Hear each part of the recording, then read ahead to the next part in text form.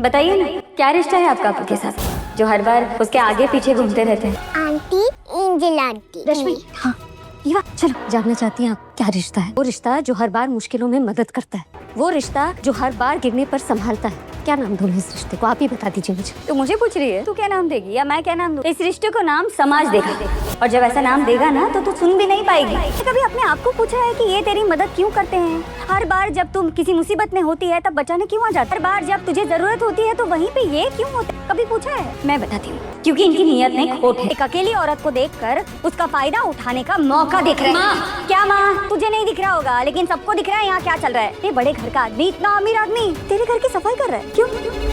रात को जब तुझे बाहर पाता है तो तुझे घर तक छोड़ने आता है, क्यों? हर बार तू मुश्किल में पड़ती है तब यही तुझे क्यों बचाने आते? क्योंकि वो दोस्त है मेरे।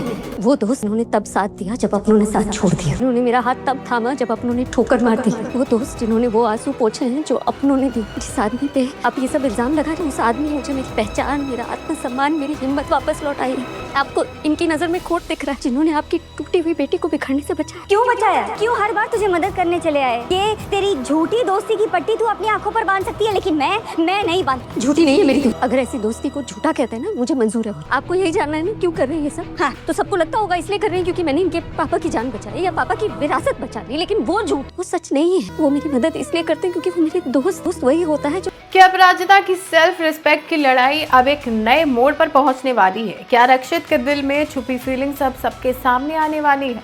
क्या मालती को रक्षित और अपराजिता के रिश्ते से इतनी परेशानी? और क्या अपराजिता का नया घर उसकी जिंदगी में खुशियां लेकर आएगा या फिर एक बड़ा तूफान? आज तुम देना साथ मेरा का एपिसोड इमोशन, स्ट्रगल और सेल्फ रिस्पेक्ट के पावरफुल कॉम्बो के साथ नजर आया। एपिसोड की शुरुआत होती है अपराजिता और रक्षित की बातचीत के साथ। अपराजिता बहुत इमोशनल होकर रक्षित से कहती है कि इस सोसाइटी में एक औरत को कभी उसके नाम से नहीं पहचाना जाता। उसे हमेशा किसी न किसी रिश्ते के साथ जोड़ा जाता है, कभी किसी की बेटी, कभी किसी की पत्नी और कभी किसी की माँ, लेकिन उसकी अपनी कोई पहचान नहीं होती, कोई अहमियत नहीं होती। इसी वजह से आज उसके पास अपना घर नहीं है। रक्षित उसका हौसला बढ़ाता है और कहता है कि वो अकेली नहीं है, लेकिन अपराजिता जानती है कि दुनिया उनकी दोस्ती को गलत नज़र से देखेगी, इसलिए वो रक्षित से कहती है कि उसे अपनी लड़ाई खुद लड़नी होगी।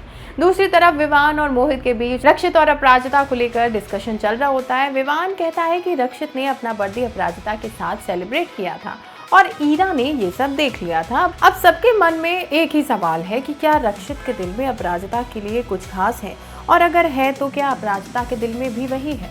इसके बाद अपराजिता घर की तलाश में एक और जगह पहुंच जाती है। पहले तो लगता है कि शायद इस बार उसकी प्रॉब्लम सॉल्व हो जाएगी, लेकिन कुछ ही देर में एक और मुसीबत उसका रास्ता रोक लेती है।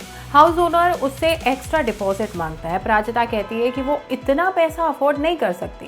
ब्रोकर भी उसकी मदद करने में असमर्थ नजर आता है और वहां से चला जाता है। तभी सिचुएशन और ज्यादा खराब हो जाती है जब घर का मालिक अपराजिता के सामने एक घटिया और शर्मनाक प्रपोजल रखता है। वो कहता है कि अगर अपराजिता उसकी बात मान लेती है तो डिपॉजिट कम किया जा सकता है। ये सुनकर अपराजिता का खून खौल उठता है।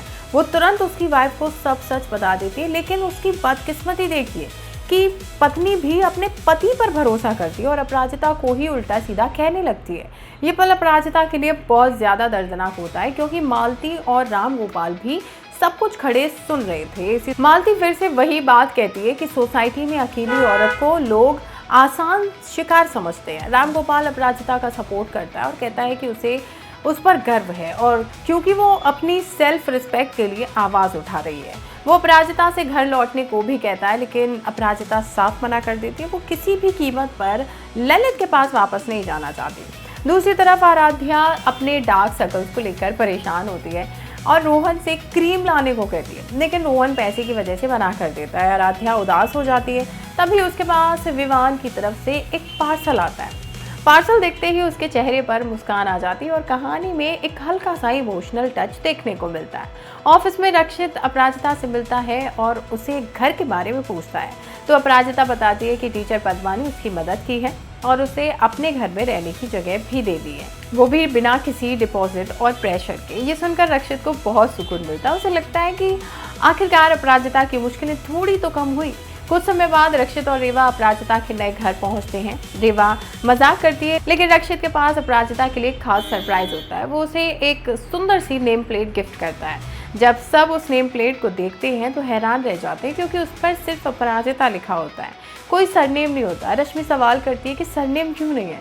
तब रक्षित एक ऐसी बात कहता है जो सबके दिल को छू लेती है। वो कहता है कि अपराजिता को किसी सरनेम की ज़रूरत ही नहीं है, उसकी अपनी पहचान है, उसकी सबसे बड़ी ताकत है। ये सुनकर अपराजिता इमोशनल हो जाती है। शायद पहली बार किसी ने उसे उसके नाम और उसके वजूद के लिए रिस्पेक्ट दी है। सब मिलकर उसके नए घर को साफ करने लगते हैं और माहौल खुशनुमा हो जाता है। लेकिन ये खुशी ज्यादा देर तक टिकी नहीं, क्योंकि तभी मालती वहां पहुंच जाती है। रक्षित को अपराजिता के घर में देखकर बिल्कुल हैरान नहीं होती, बल्कि तुरंत सवाल उठाना शुरू कर देती है। वो रक्षित से पूछती है कि आखिर अपराजिता उसके लिए खास क्यों है, क्या वो सिर्फ एक एम्प्लॉय है या फिर उनके बीच में कुछ और भी चल रहा है। मालती का ये सवाल सुनते ही माहौल एक बार फिर टेंशन में भर जाता है और इसी सस्पेंस के साथ एपिसोड खत्म हो जाता है। अब देखना बहुत दिलचस्प होगा कि क्या मालती रक्षित और अपराजिता के रिश्ते को गलत समझती है। क्या रक्षित अपने दिल की बात सबके सामने कबूल करेगा? क्या अपराजिता को आखिर वो रिस्पेक्ट, वो पहचान मिलेगी जिसके लिए वो इतनी बड़ी लड़ाई लड़ रही है, या फिर उसकी नई जिंदगी में आने वाला एक और तूफान है? आपको क्या लगता है आगे क्या होने वाला है? क्या अपराजिता सच में अपनी अलग पहचान बना पाएगी या फिर कहानी में आएगा कोई बड़ा ट्विस्ट? अपनी राय कमेंट करके जरूर बताएं और ऐसे ही एपिसोड्स देखने के लिए चैनल के साथ जुड़े रहें।